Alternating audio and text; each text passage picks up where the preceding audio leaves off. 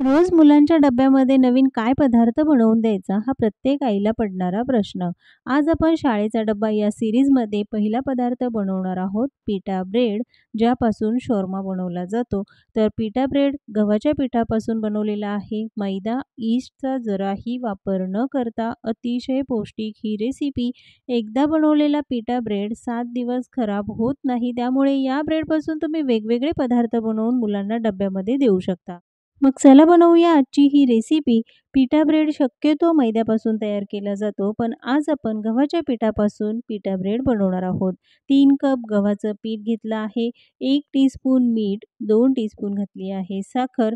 East न वापरता पिठा bread बनवणार आहोत, तर त्यासाठी बेकिंग पावडर आणि बेकिंग सोडा घालणं गरजेचं आहे. 1 teaspoon baking powder, 1 teaspoon baking soda घालायचा. बेकिंग सोडा आणि पावडर वापरायची नसेल तर ईस्ट वापरू शकता 2 टीस्पून. त्यानंतर 2 चमचे यामध्ये तेल घालून घेतलं, अर्धा कप दही घालायचं आणि आता हे पीठ व्यवस्थित मळून घ्यायचं आहे. लगेचच यामध्ये पाणी घालायचं नाही. दह्यामध्ये पीठ व्यवस्थित मिक्स करून घेतलं म्हणजे पाण्याचा अंदाज येईल, कारण पिठा ब्रेडसाठी जो काही डो असतो तो खूप पातळसर नसतो, थोडा घट्टसर असतो. पुन्हा अर्धा कप यामध्ये आपल्याला पाणी घ्यायचं आहे. थोडं-थोडं पाणी घालून हे पीठ आपण चांगलं मळून घेऊया. कणिक भिजवण्यासाठी अर्धा कप पाणी पुरेसं आहे. तुम्हाला ते कदाचित कमी जास्त लागू शकतं. आता पिठा ब्रेड म्हणजे काय, तर शॉर्मामध्ये जो ब्रेड वापरला जातो त्याला पिठा ब्रेड म्हणतात आणि तो शक्यतो मैद्यापासून बनवलेला असतो. पण आज आपण गव्हाच्या पिठापासून बनवला आहे. जर तुम्हाला गव्हाचं पीठ वापरायचं नसेल तर मैदाही वापरू शकता. कणिक भिजवताना थोडीशी घट्टसर भिजवून घ्यायची. त्यानंतर यावर 1 चमचा तेल घालायचं आहे आणि यावर झाकण ठेवून कमीत कमी 10 ते 15 मिनिटं आपण हे झाकून ठेवूया, म्हणजे पीठ छान फुललं जाईल. तोपर्यंत शॉर्मासाठी आपण मसाला तयार करणार आहोत. तर पनीरचा हा मसाला आहे. यासाठी 2 चमचे बेसन पीठ, चवीनुसार मीठ, पाव चमचा हळद, 1.5 चमचा घातला आहे लाल तिखट आणि यामध्ये गरम मसाला घालायचा आहे अर्धा चमचा, पाव चमचा चाट मसाला, 10 ते 12 पुदिन्याची पानं घालून घेतली. त्यानंतर अर्धा चमचा यामध्ये घालायचा आहे धने जिरे पावडर.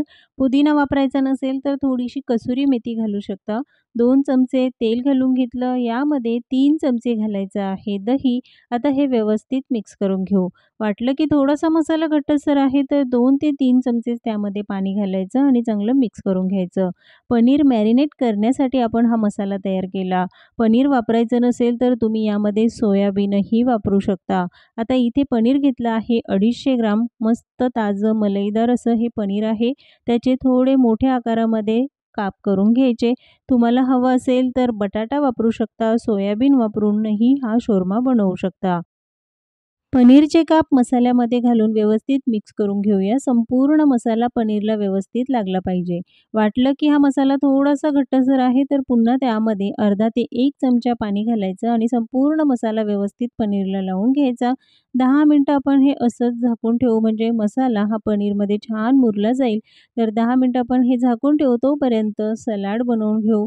सलाडसाठी 4 मध्यम आकाराचे कांदे, हिरवी आणि लाल शिमला मिरची वापरली आहे, लाल कोबी घेतला, स्वीट कॉर्न आणि हे आहे झुकिनी. पिवळी आणि हिरव्या रंगाची अशी 2 वेगळ्या रंगाची झुकिनी वापरली. सलाड आणि भाजीमध्ये जर तुम्हाला कांदा वापरायचा नसेल, तुम्ही कांदा खात नसाल, तर स्किप केलात तरीही चालेल. कांदा चिरताना उभा चिरायचा, अगदी पातळ असा चिरून घ्यायचा आणि हलकासा मोकळा करून घ्यायचा आहे. भाजी बनवताना अगदी बारीक असा आपण कांदा चिरतो तसा न चिरता थोडासा उभ्या आकारामध्ये कांदा चिरून घेतला. शौरम्याची जी भाजी बनवणार आहोत त्यामध्ये आपण लाल आणि पिवळी शिमला मिरची वापरली आहे. पण जर तुमच्याकडे उपलब्ध नसेल तर हिरवी शिमला मिरचीही वापरू शकता. अगदी बारीक अशी चिरून घ्यायची. या वेगवेगळ्या रंगाच्या भाज्या घातल्यामुळे मुलं अगदी आवडीने ही भाजी किंवा हा शोरमा खातील, कारण भाजी खाताना मुलं कंटाळा करतात. म्हणूनच मी वेगवेगळ्या रंगाच्या या भाज्या वापरल्या आहे. त्यानंतर यामध्ये घालणार आहोत स्वीट कॉर्न. या सगळ्या भाज्या जर तुमच्याकडे उपलब्ध असतील तरच वापरा. त्याऐवजी तुम्ही काकडी, बीट, गाजर या भाज्याही वापरू शकता. तर इथे मी वापरली आहे झुकिनी. झुकिनी हा काकडीचाच एक प्रकार आहे. काकडीसारखीच थोडीफार चव याची असते. याचेही अगदी बारीक असे काप करून घ्यायचे आहे. तुमच्याकडे या सगळ्या भाज्या सहज उपलब्ध होतील असं नाही, तर घरात ज्या काही भाज्या असतील त्यापासून देखील तुम्ही शोरमा बनवू शकता. झुकिनीचे 2 प्रकार असतात, हिरवी आणि पिवळ्या रंगाची, तर दोन्हीही रंगाच्या झुकिनी मी वापरल्या आहेत. त्यानंतर खास सलाडमध्ये वापरला जाणारा लाल रंगाचा कोबी आणि जो कांदा आपण बारीक चिरून घेतला आहे तोही यामध्ये घालून घ्यायचा आहे. आता या सलाडमध्ये मीठ वापरलेलं नाही, तर अर्धा लिंबाचा रस घालून घेतला. मीठ घातलं तर कांद्याला पाणी सुटतं आणि त्यामुळे सलाड ओलसर होईल, तर मीठ न घालता फक्त लिंबाचा रस घातला. व्यवस्थित मिक्स करून घेऊया. थोडा वेळ फ्रीजमध्ये ठेवू, तोपर्यंत बनवूया भाजी. तोपर्यंत पनीरही छान मॅरिनेट झालं आहे. पॅन गरम झाला की त्यामध्ये हे पनीर घालून घेऊ. गॅस मात्र मध्यम आचेवर ठेवायचा. यामध्ये वेगळं असं तेल घातलं नाही, कारण मॅरिनेट करतानाच आपण तेल वापरलं होतं. आवश्यक वाटत असेल तर तुम्ही एखादा चमचा तेल यामध्ये घालू शकता. गॅस मध्यम आचेवर ठेवून 5 मिनिटं पनीर छान असं शॅलो फ्राय करून घ्यायचं आहे. पनीर शिजण्यासाठी 5 ते 6 मिनिटं लागतात. यापेक्षा जास्त वेळ लागत नाही. मसाला संपूर्ण कोरडा झाला म्हणजे हे पनीर छान शिजलं आहे. त्यानंतर यामध्ये आपल्याला भाज्या देखील शिजवून घ्यायच्या. तर यावर 2 चमचे तेल घालून घेतलं. ज्या बारीक चिरलेल्या भाज्या होत्या त्या सगळ्या यामध्ये घालायच्या आहे. भाजीला चव येईल एवढंच त्यामध्ये मीठ घालायचं. यामध्ये हिरवी मिरची किंवा वेगळं लाल तिखट वापरलं नाही, कारण लहान मुलांच्या डब्यासाठी ही भाजी बनवलेली आहे. तुम्हाला हवं असेल तर 2 ते 3 बारीक चिरलेल्या हिरव्या मिरच्या किंवा 1 चमचा लाल तिखटही घालू शकता. आता 5 मिनिटं हे व्यवस्थित मिक्स करून घेऊ. भाज्यांसोबतच पनीरही व्यवस्थित शिजलं जाईल. भाज्या खूप जास्त वेळ शिजवायच्या नाही, थोड्याशा कच्च्या असाव्यात. शॉर्मा खाताना छान लागतात. पनीरची ही भाजी तर तयार झाली. तोपर्यंत कणिक देखील मुरलं आहे. बघाल तर दुप्पट फुललं. अगदी परफेक्ट असं पिटा ब्रेडसाठीचं हे कणिक तयार झालं. यामध्ये जराही यीस्टचा वापर केलेला नाही, तरीही अगदी मस्त जाळीदार हे पीठ तयार झालं आहे. आणि असंच जाळीदार झालं तर जो पिटा ब्रेड आहे तो छान असा मऊ होतो. 1 मिनिटासाठी हे पीठ व्यवस्थित मळून घेऊया. पिठा ब्रेडसाठी मध्यम आकाराच्या या पिठाच्या लाट्या बनवून घेतल्या आहे. पिठा ब्रेड तुम्हाला किती मोठा हवा त्यानुसार तुम्ही लाट्या बनवू शकता. व्हिडिओत मी ज्याप्रमाणे दाखवलं आहे त्याप्रमाणे या लाट्या बनवून घेतल्या. एवढ्या पिठापासून 12 पिठा ब्रेड बनवू शकता. मध्यम आकाराचेच बनवले आहे. आता लाटण्यासाठी कोरडं गव्हाचं पीठ घेतलं आणि त्यानंतर हे लाटून घ्यायचं. पण लाटताना चपातीसारखं अगदी पातळ लाटायचं नाही, तर थोडंसं जाडसर लाटायचं. पुरी बनवताना आपण जसं जाडसर लाटून घेतो तसंच जाडसर लाटून घेतलं आहे. अशाच पद्धतीने या सगळ्या लाट्या लाटून घ्यायच्या आहे. एक सोबत 4 ते 5 लाट्या लाटून त्या भाजून घेऊ शकता. तवा चांगला गरम झाला की लगेचच भाजून घेऊया. यावर झाकण ठेवायचं. 2 मिनिटं एका बाजूने व्यवस्थित भाजून झाल्यानंतरच दुसऱ्या बाजूने भाजून घ्यायचं आहे.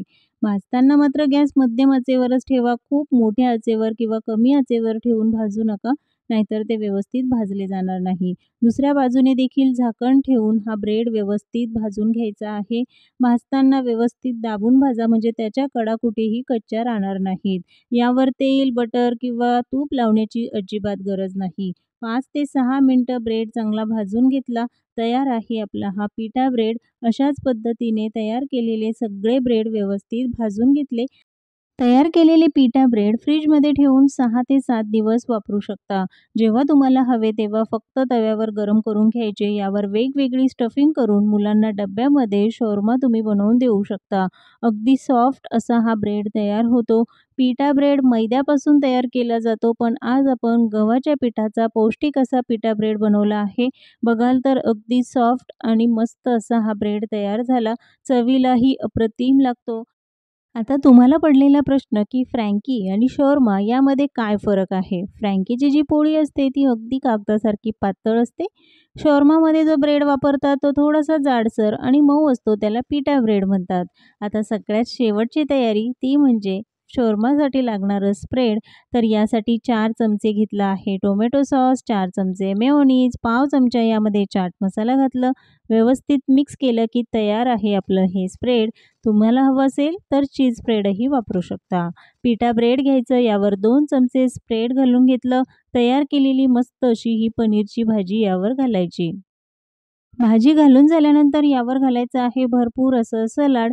सलाडमध्ये वेगळं असं मीठ वापरलेलं नाही, म्हणून त्यावर थोडासा चाट मसाला घालायचा आणि फोल्ड करून तयार आहे अगदी परफेक्ट पौष्टिक असा डब्याचा पदार्थ, तो म्हणजे पिटा ब्रेड आणि त्यापासून तयार केलेला शॉर्मा.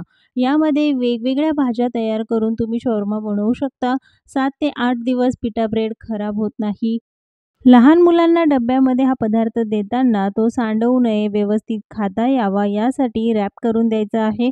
आवश्यक असेल तर टिश्यू पेपर वापरा किंवा फॉइल पेपरमध्ये रॅप करून द्यायचं. तर इथे मी ऑडी युनिव्हर्प यांचा पेपर फॉइल वापरला. यामध्ये हा शॉर्मा आपण व्यवस्थित रॅप करून देऊ. म्हणजे मुलांनाही व्यवस्थित खाता येईल. घाई गडबडीमध्ये तो सांडवला जातो आणि व्यवस्थित खाता येत नाही, म्हणून असा रॅप करून द्यायचा. शॉर्मा बनवताना पिटा ब्रेड आधीच बनवून ठेवला तर सकाळच्या घाई-गडबडीमध्ये फक्त भाजी बनवली की तुम्ही मुलांच्या डब्यासाठी वेगवेगळ्या भाज्या तयार करून शॉर्मा बनवून देऊ शकता.